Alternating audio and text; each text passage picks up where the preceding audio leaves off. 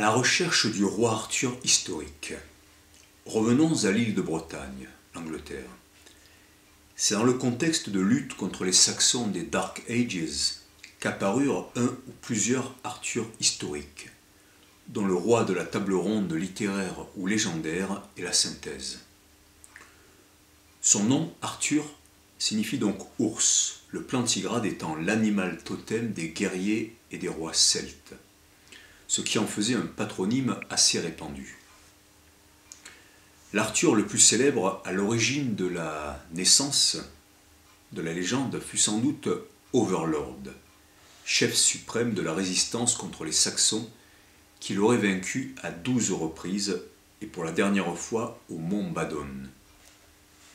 Or, quand la dynastie princière anglaise d'origine allemande, les Battenberg, changea de nom, pendant la Première Guerre mondiale, les opposant à leurs cousins germaniques, Lord Battenberg devint Lord Mountbatten, le célèbre dernier vice-roi des Indes pour commémorer la victoire d'Arthur et marquer sans doute le retour du combat sans pitié contre les Saxons de Guillaume II, dont le nom évoquait d'ailleurs Guillaume le Conquérant.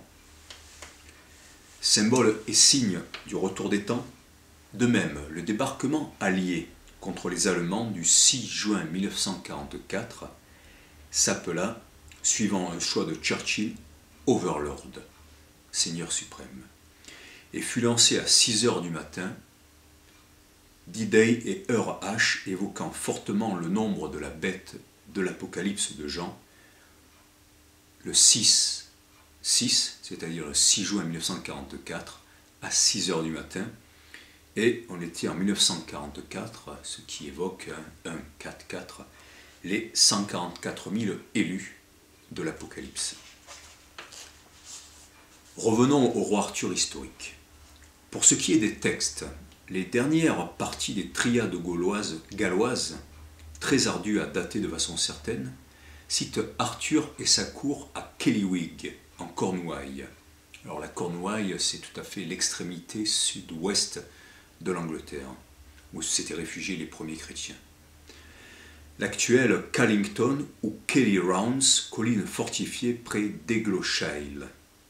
Puis un Arthur est mentionné dans I Gododin, écrit par le barde Aneirin au 6e, entre le 6e et le 9e siècle, après Jésus-Christ, point d'interrogation. Et chez Gildas, dans De Excidio Britanniae, de la destruction de l'île de Bretagne, au 6e siècle encore, suivi de Nennius et de son Arthuriana au 11e siècle.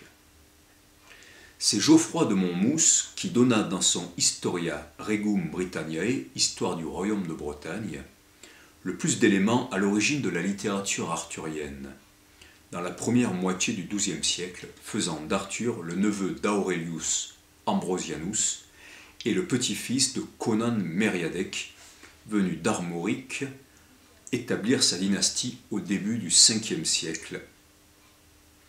Quoi qu'il en soit, rappelons-le, les dates de naissance et de mort d'Arthur, généralement données, sont entre 470 et 540 après Jésus-Christ. Il s'agit donc du personnage ayant combattu les Saxons à l'origine de la légende, des légendes arthuriennes. Aurelius Ambrosianus, Cuneglasus, Lucius Arthurus Castus, Magnus Clemens Maximus, Artuis ab Murig ab Tewdre et quelques autres personnages devenus semi-légendaires sont au nombre de ceux qui auraient inspiré la légende du roi breton. Une étude approfondie des liens entre les traditions scythes et celtes, la coupe et l'épée en particulier, de Covington, Scott Littleton et Linda Ann Malcor, From Scythia to Camelot, de la Scythie à Camelot, s'attela à réduire quasiment à néant la teneur celtique des légendes arthuriennes, démontrant une certaine ignorance, dans les deux sens du terme, des traditions autochtones des îles celtiques. Il est vrai que Marc Aurèle exila 400 cavaliers sarmates donc faisant partie de la famille des peuples scythes. Après sa victoire sur le Danube contre ces Scythes, donc, réputés invincibles. Le film Gladiator s'ouvre sur la bataille de Vindobona, la future Vienne autrichienne, et Ridley Scott, avec son héros Maximus Decimus Meridius, reprend consciemment ou pas une partie des archétypes ou éléments de la tradition d'Arthur. On y trouve aussi la moisson et le cheval blanc dans Gladiator. Mais beaucoup de constituants des romans du Graal sont antérieurs aux Scythes. L'Arthur des romans du Graal. L'essence du combat d'Arthur est la résistance des Celtes contre un peuple qui a aujourd'hui en grande partie conquis le monde et lui impose un modèle. Le fait que le personnage de la littérature ou des légendes soit composite est en soi riche d'enseignements, avec ses faiblesses et ses forces pour les générations qui suivent. Geoffroy de Monmouth parla le premier donc de la conception d'Arthur à Tintagel, par l'union de son père Uther Pendragon et d'Ygerne. Uther avait pris la forme de Gorlois, l'époux d'Ygerne, pour s'unir à elle alors qu'il était parti combattre. Le 6 août 1998 fut retrouvée à Tintagel une pierre du VIe siècle gravée du nom d'Arthoniu, où l'on vit le témoignage de la naissance d'Arthur. Geoffrey Wainwright, l'archéologue en chef de l'English Heritage, se réjouit ainsi.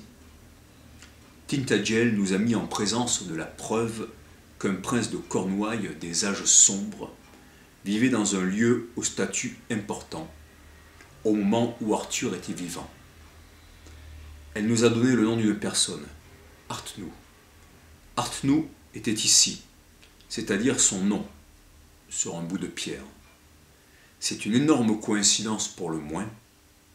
C'est ici que le mythe rencontre l'histoire.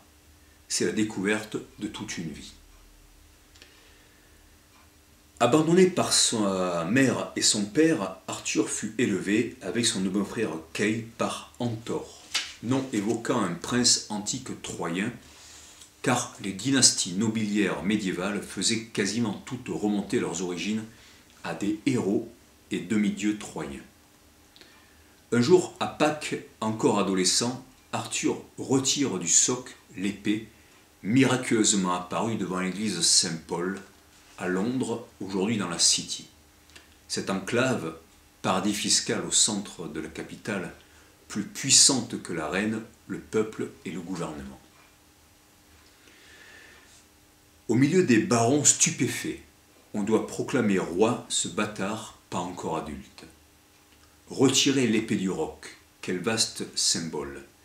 C'est retirer l'énergie et l'esprit de la matière, c'est retirer comme le Bouddha la flèche de l'ignorance et du désir du corps qui souffre depuis une infinité de vies. C'est faire sortir la vérité de ce qui l'emprisonne et la brandir. Ce que seul un adolescent souvent peut faire, un enfant l'exprimant avec naïveté et un adulte la taisant ou la travestissant. Le roi Arthur, comme Arthur Rimbaud de Charleroi, stupéfiant les poètes de son temps.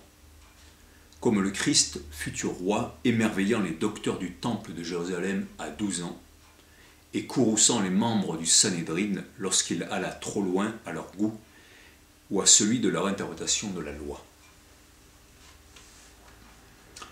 Conseillé par Merlin, Arthur doit maintenant prendre soin du royaume, et tout grave manquement engendre la terre Gasque, un territoire cauchemardesque ravagé par la famine et les intempéries.